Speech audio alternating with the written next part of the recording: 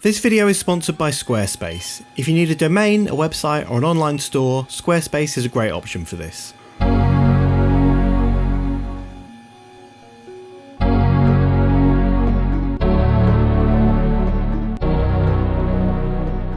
Why do some colour combinations work so well?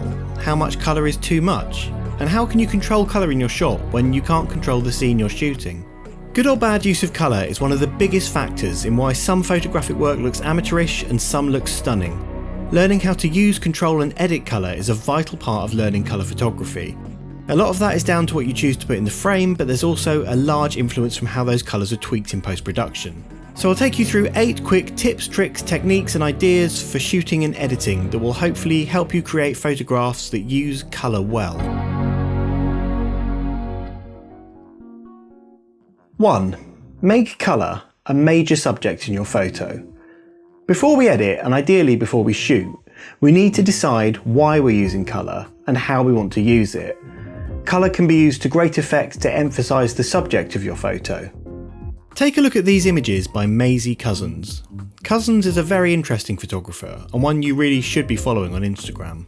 She uses traditionally feminine colour palettes, but in a saturated and saccharine way, and these are juxtaposed with things society associates with disgust. Snails, insects and rotting food, but also with close-ups of the female body showing hair and stretch marks and blemishes on skin. With project titles like What Girls Are Made Of, her work has been described as feminist.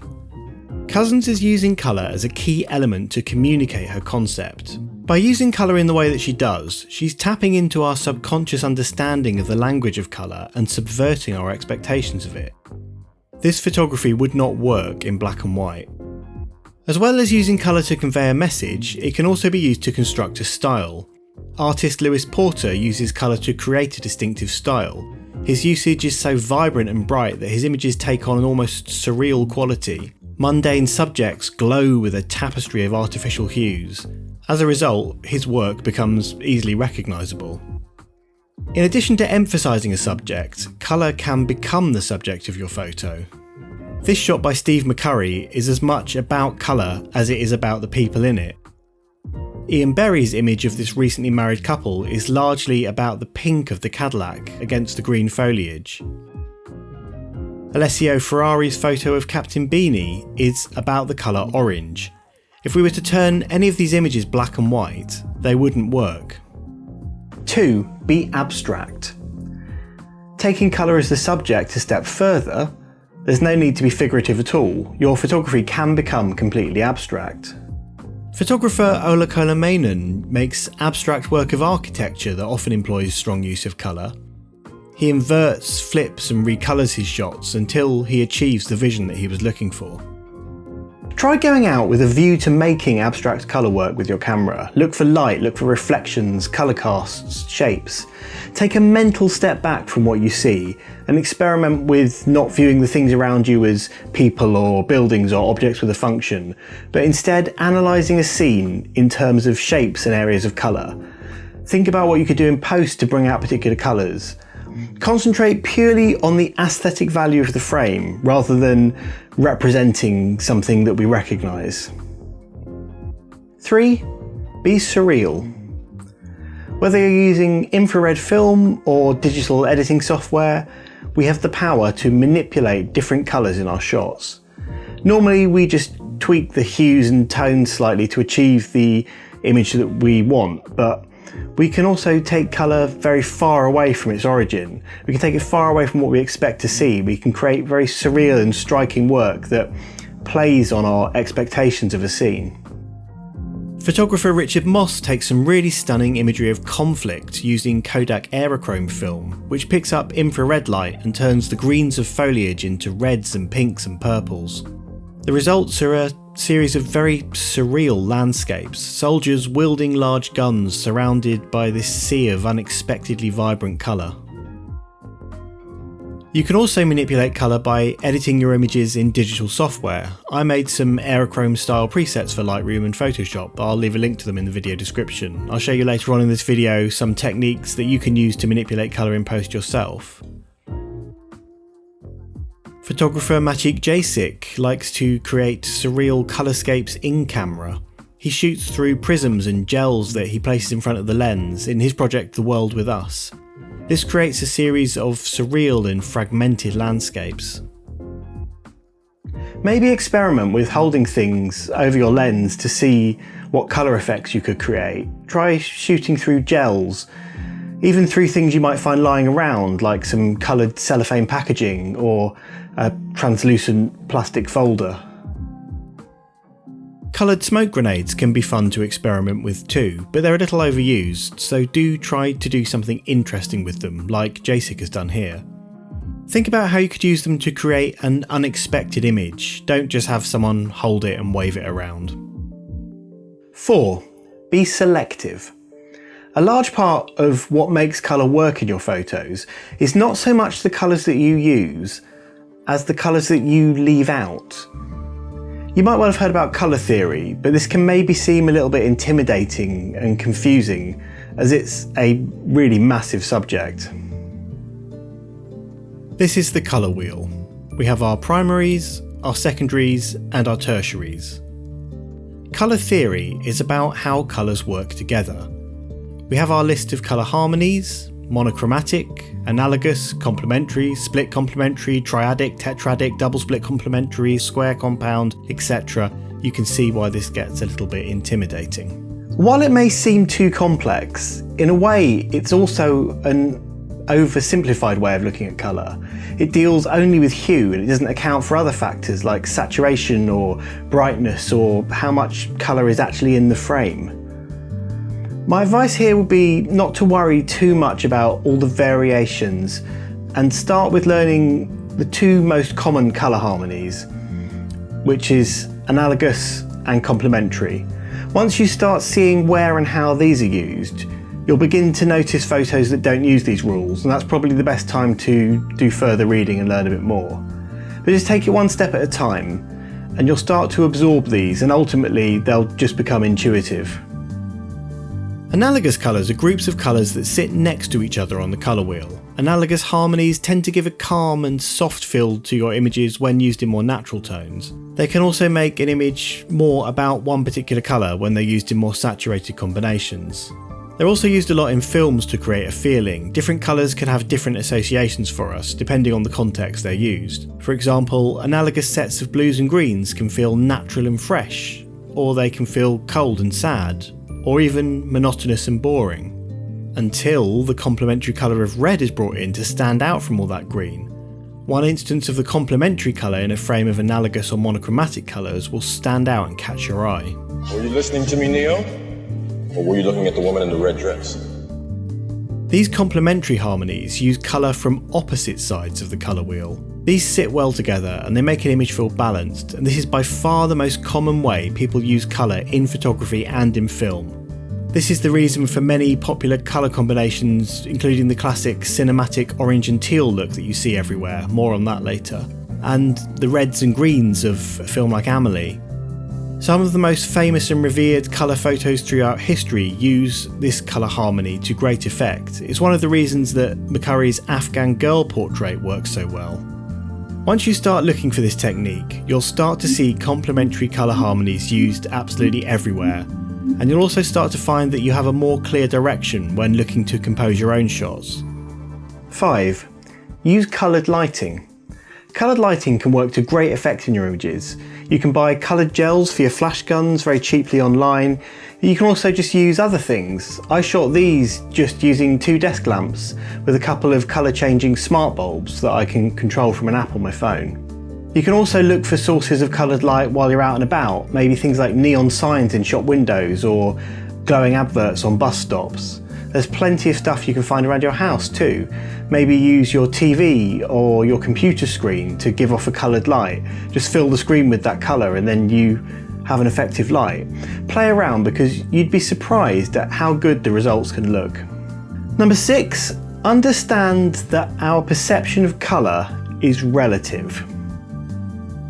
Like many things in life, our brains understand colour largely in relation to the other colours around it. Make sure to take this into account when editing colours, because we can often push colours further than we expect and still perceive them as looking correct. For example, these are what we may call good skin tones. and there are formulas out there to achieve them. I've referenced them myself before on my channel.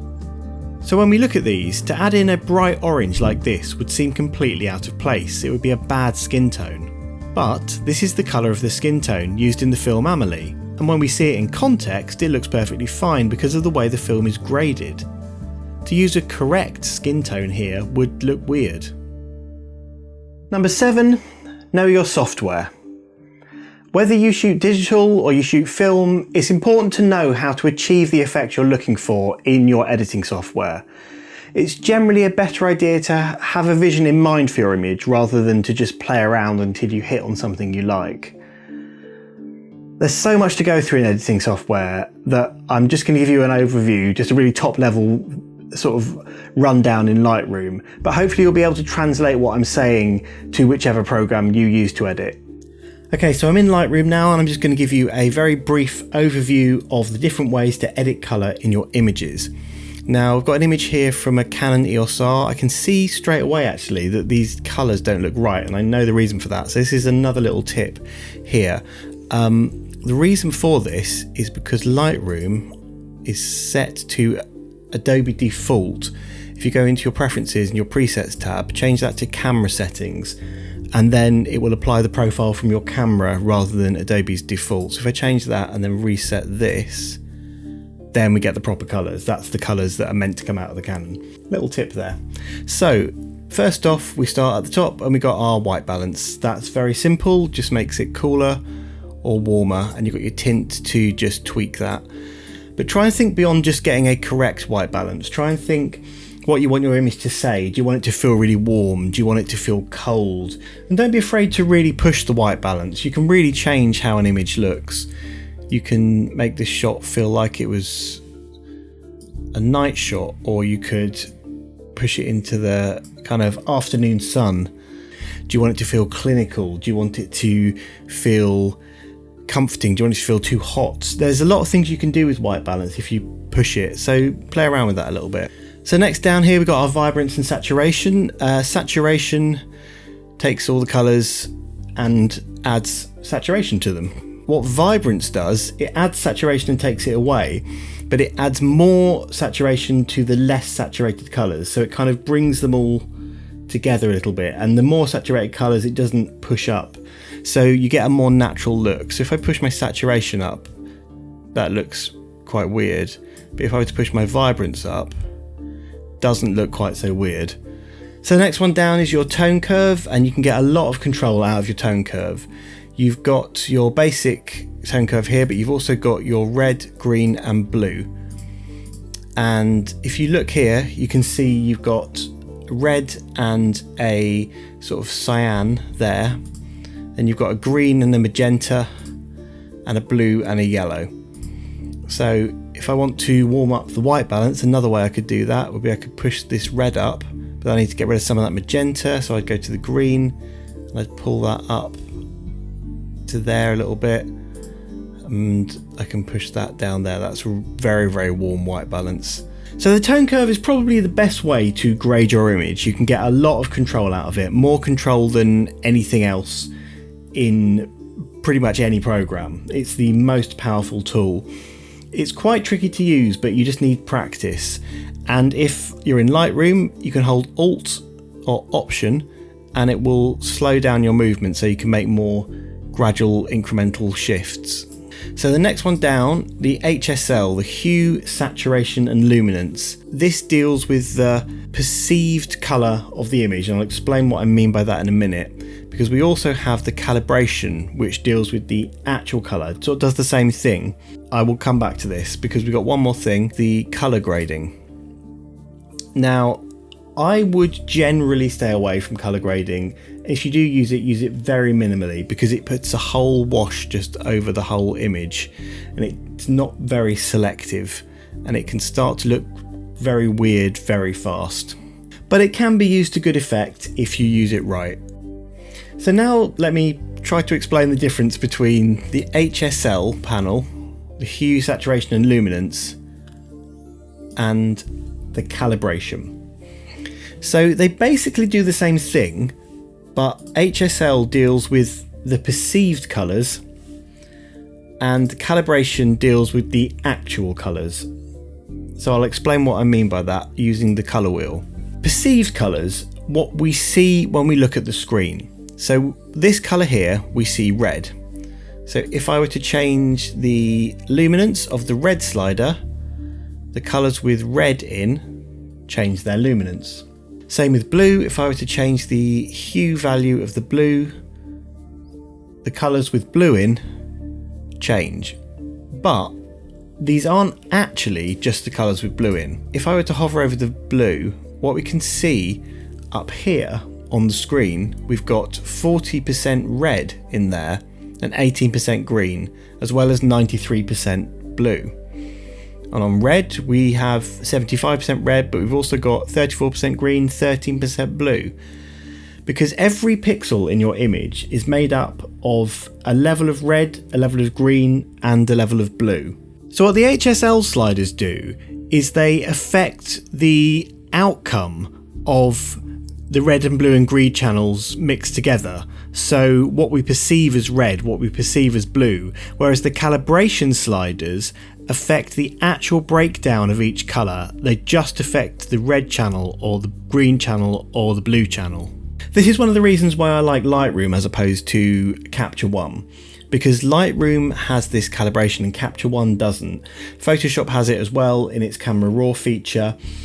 I'm not aware of any other editing programs that do have this. I'm sure there are some around. If you know any, please let me know in the comments and so other people can see which ones have them. But if I were to change the hue of the red or the saturation of the red with these, you'll see that every single colour changes because every single colour has red in it. Same with the green. Every single colour has green in it, and the blue. But the interesting thing about the calibration palette is when you pull the hue sliders to one side or the other, you start to get breakdowns of colour. Like here we have teal and orange, or green and purple. We are creating complementary colour palettes. And this can be used to great effect to grade your images. So if I take this, for example, and I just go to this image here and I just click the previous button, it's cropped it there, but if you ignore the crop, if you look at what the calibration's done, it's given you a bit of a teal and orange look. So let me take you through a couple of quick edits just to show you why this is good. So this is an image of some flowers I took at a wedding. It was all the jars together before they went out onto the table, so I just took a cropped shot, filled the frame with it. Now it's very colourful, but there are so many different colours in here. You've got this green and this pink and this purple and a different purple, then a different purple again, and yellow and orange and red, and none of the colours sit harmoniously together. So if we go into the calibration and I start messing around with these, I start taking out colours. So what I'm doing here, if you can see the effect of this. Now I don't need to pull them completely to the sides, but if you look at what was there before and how this is going now, what's happening is where there were different oranges and greens and yellows, it's now putting them all into a similar kind of hue. And so if I were to bump the vibrance up a little bit of that and pull the contrast up, maybe dehaze it slightly, we've got quite an interesting looking image. It has a much stronger colour theme to it. Okay, this is another shot from the same wedding, and say we wanted to make this look cinematic, because that's something you hear a lot. People go, oh, that looks really cinematic. So what would we do to make this look cinematic? So we'll take a crop first and just maybe crop them into the middle third of the frame. When you have a more panoramic shot, it looks more cinematic to start with. But the main thing is the colour. We don't have too much colour going on here, but we can give it that orange and teal look by taking the blue primary, pulling it to the left, the green primary, can bring back some orange in there, and we're getting very strong kind of orange and teal look now. That's where we were. There we go. So I'm going to pull the warmth up a little bit, but I want to bring back some of that teal in the sky. And what I'm going to do is use the HSL panel now. So I'm going to take my targeted adjustment tool, which is rather than going on the individual colour sliders, you can click an area of the image and drag it up and down to change the luminance. So I'm going to pull the luminance down a little bit. I'm really overdoing this to, I wouldn't normally grade an image like this, but I'm just for the purposes of showing you. Pull the saturation up, and maybe I just might put a little bit more green in that. So I think the overall saturation of the image needs to come down a little bit, and I need to pull the blacks down a little bit. Cinema tends to have quite deep blacks in a way that photography tends not to do. Photography tends to have more detail in the shot, and cinema, because it's moving, you can get away with losing more information. So that's another cinematic look. So there we go, it looks a lot more cinematic now, and this is mainly due to the calibration. If we turn that off, it doesn't look anywhere near as cinematic. And it's because by using the calibration, we've removed colours and we've made a much stronger colour theme to the image. And calibration can be used in a much more practical way. I've got this shot of a bride and a groom here walking through this sea of kind of green foliage, but it's very overpowering and I don't really like the colours here. If I were to go to the HSL, I could pull the luminance down and maybe the saturation, maybe the hue, but it's starting to look weird if we take some of the yellow out of there like that. It doesn't look right. So I'm going to go to my calibration and I'm going to take my green primary and I'm going to pull that up towards the blue. So that now is looking very weird, but if I take the blue primary and I pull that down that way, and then to fix their skin tone, I'm just going to pull the reds up a bit more into orange and just take a bit of saturation out of it. If you see how the colours have shifted now with that calibration, we've just taken the focus away from the green foliage and we've just pulled the tones, we kind of crunched them closer together. So you can do lots of very interesting things with the calibration, and what's great about it is it looks so natural when you do it. It doesn't look like it's obviously been tweaked. So while your calibration's good for just grading your whole image, the HSL panel is great for just taking a specific colour and changing it. So maybe we want to make that chair purple, we can do that, or a vibrant green, or we want to take the saturation out, and only those areas of colour are being affected. Number 8, edit in the right conditions. Please don't go sit in a cafe with your MacBook with sun streaming in at the window and try to edit colour. You need to edit in an environment where you can see the screen properly. Colour calibrate your screen as well. As I've said before in other videos, take regular breaks, go away and come back. See your colourful creations with fresh eyes. Experiment with colour, push the boundaries a bit, try some new things. Try abstract work, try creating surreal colours using just in camera. Experiment with maybe re-editing older photos that you've taken, see how different you can make them. Also feel free to further experiment with colour by getting some of my Lightroom preset packs. I'll put a link in the description, you can support my channel this way if you want. I've got Kodachrome emulation, Cine Still, I've got Aerochrome effects, I've got some new ones coming out soon. Talking of supporting this channel, a big thank you to Squarespace for sponsoring this video. Squarespace is a great option to build a portfolio website. A lot of professional photographers use Squarespace for their sites. I already had 3 Squarespace sites before I took up a sponsorship with them.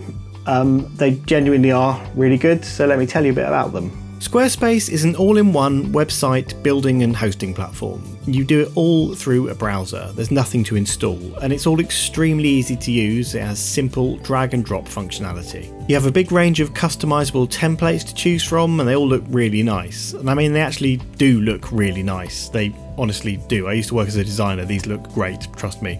Or just go and have a look at them. And they function well too. They automatically adapt for tablets and for mobiles, so they look great on whatever device they're being used from. Squarespace also provides comprehensive analytics, and they provide e-commerce tools too. Give them a try yourself with their completely free trial. You don't need to commit to anything or cancel anything or all that. You just go to squarespace.com and start building a site and see if you like it. And if you do like it, then you can go to squarespace.com/Jamie Windsor to get 10% off of your first purchase of a domain or website. I'll see you next time.